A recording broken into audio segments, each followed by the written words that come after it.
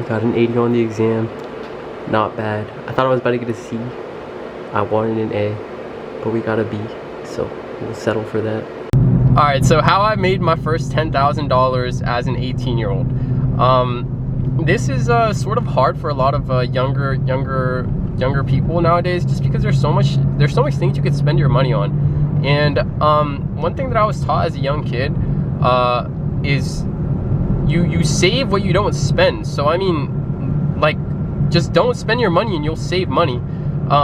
Obviously, like, when you're younger, you can't really invest on your own, but you can ask your parents to get you a custodial account, which my parents never did. But if you're young and you can convince your parents to do so, then I would definitely recommend that. But during this young age, what I would recommend you doing is saving as much money as you can. So once you're 18, you can throw it into investments, max out your Roth first year, which is some of the things that I didn't do. I opened a brokerage account, and I didn't open a Roth till this year, yeah. But I started off making money when I was a freshman in high school. I played soccer during this time, and I was coming to the point where I realized that being a professional athlete is extremely hard. Like, it's extremely hard. It is. But like, I wasn't gonna be able to live off that. So once I realized that I wasn't gonna be able to live off that, that's when I like decided to like, I sort of had like an entrepreneur mindset, and in the sense that like I couldn't get a job and I wanted to find a way to make money, and my parents wouldn't let me out of the house. So I mean, I couldn't really go mowing yards or picking up snow during the winter. So I started selling candy in high school, and I made I think $3,000 to $4,000 in 3 months, which was really good. Like during lunch, the beginning of the school. Hold on, there's a cop there. I'm putting the camera down. Okay. But anyways, yeah. So during lunch, in the beginning of the school day, at the end of the school day, I would sell candy to other people, and it worked out pretty well. I ended up getting busted by my math teacher. Shout out her. She sucks. But yeah, she literally chased me down after the class, because after her class we had lunch, and she chased me down, and she saw that I was selling candy. After she was like, don't do it, and then she like grabbed my bag and then took it to the she took it to the principal's office, to which I had to go to and ask for the bag back. But after that, I was left with like a sort of like void, because where else was I gonna get money from? Like, you know, I think I was 15 at the time, and then COVID hit. So once COVID hit, I mean, a class, let's be serious, no one was paying attention in class, and I mean, neither was I, because like, I mean, teachers didn't know what to do, we didn't know what to do. But anyways, that's when I got into streaming. I streamed on Twitch, and well, first I got into YouTube and I did doodles. Oops, I guess, nice, thanks.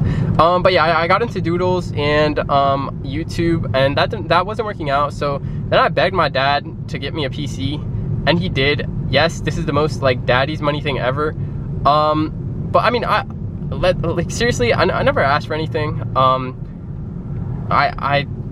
I really didn't. And I mean, to this day, I wanted to use my money to get it, but my parents were like, no, and they just bought me one, which was fantastic. I mean, we're definitely not rich.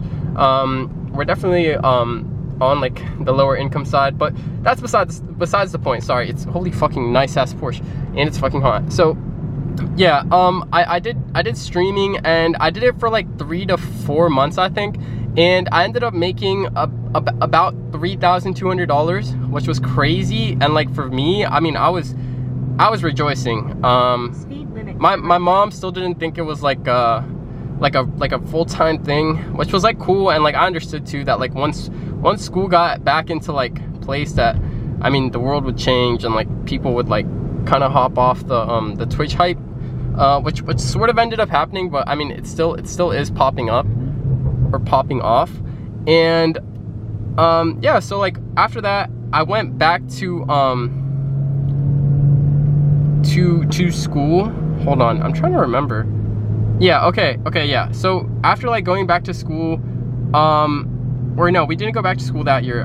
Like summer rolled around, and like the COVID stuff was ending, and I wasn't really making that much money off of Twitch as like I wanted to. So I ended up getting a job at McDonald's, and that's where I first like started like getting employed. And during this time, I wouldn't really spend money. Like, I would only spend money if I would hang out with my friend. Shout out Soren, bro. Those summers are unforgettable. Me and him go way back when. I remember like we were literally waiting out for the bus one time, and the bus was taking so long that we went to go get Dutch Dutch, and we got like this pepperoni. Well, we call them Glicks. If you know what Glicks are, then you'll know what I'm talking about. But basically, some of them have sausage, cheese, and bread around them, which is like kind of gay eating. But who discriminates, you know, in today's age? But yeah, I would only spend my money in things like that, and I would try and save as much as possible. So I ended up like just grinding out that job, working as much as possible. And during this time, I couldn't work overtime, so I would try and hit my 40 hours during the summer. And then once school rolled around, I continued to work that job, and it was all going pretty well. You know, I saved up, I believe, $7,000 working that job, and then I ended up blowing it on a Z4, a BMW Z4. Well, I saved a little bit more than $7,000. I think I saved $9,000 at like 17 or 16, I want to say. But yeah, and I ended up spending it on a BMW Z4, and it was a great purchase. The car was reliable for about a year and a half, let's say that. And I mean, it was still reliable once I like ended up getting rid of it, but it was a great car. No, it was reliable for 2 years. Like, it was great. It was a 2004, and it worked for 2 years. And I mean, I think yeah, okay, that's not the point. But yeah, so I went back to zero basically. At 17, I had a Z4 convertible, and I had about like $300 to my name. And during this time, I was still working at McDonald's. I was grinding out that job. And then after working at McDonald's, I applied to Starbucks. And Starbucks, if for those of you who don't know, while it's a shitty company like every other fucking company, or sorry, excuse my language, while every other company is bad, they pay pretty well, and your benefits are also really good, in my opinion, for a minimum wage job. And I also got a $2 raise working from McDonald's to Starbucks. So I decided to work at McDonald's and Starbucks while I was in school. And yeah, I was just grinding that out, you know. I ended up saving my first $10,000 from working those 2 jobs. Oh, sorry, no. I also worked at a boba shop. It's called Share Tea. It's not in business anymore in our area, but there's Share Teas around the world. And so working those 3 jobs, just clocking in, putting in hours, I managed to save $10,000. So, like, the moral of the story is that while yes, there are ways to get like rich quickly and like make a shit ton of a lot of money at one point, or like at one specific time. Number one, it doesn't matter if you spend all of it, so because you're gonna be left with nothing. And number two, it's unrealistic for like 99% of people. And like you just have to work hard and learn how to work hard, because what that taught me is the value of money, and how like money is worth time. And a lot of people like don't understand that. Like they don't understand that $15 is worth an hour of your time. So it taught me things like that. And with the $10,000, I mean, I just kept on like stacking, and I was investing.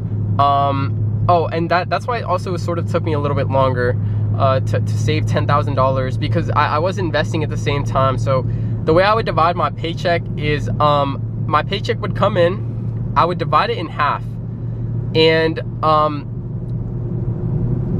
actually, yeah, I would divide my paycheck in half, and so 50% would go into my checkings account, and I would take the other half and split it in half again, and half, so like 25% would be going into another cop. So 25% would be going into my savings, and 25 would be going into my investments. And then from the 50%, from the other like 50% that like I put in my checkings account, if I didn't use it, I would also throw it into investments.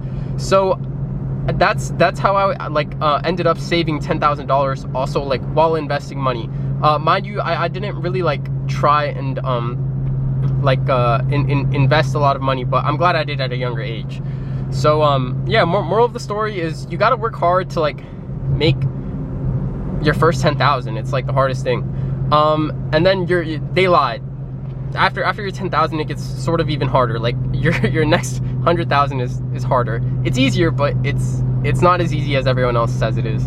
And yeah, thank you guys. If you guys like these sorts of videos, let me know, and I'll continue, or I'll try to continue the daily uploads. I don't know how realistic it is, considering I'm like in school and I'm trying to spend time with family this weekend. But thank you guys so much. I hope to see you guys in the next video, and let me know if you guys have any questions. I'll definitely try and get these videos like sort of more scripted. But yeah, thank you guys. Bye bye. Wait, actually, we're gonna floor it down here. This is private property.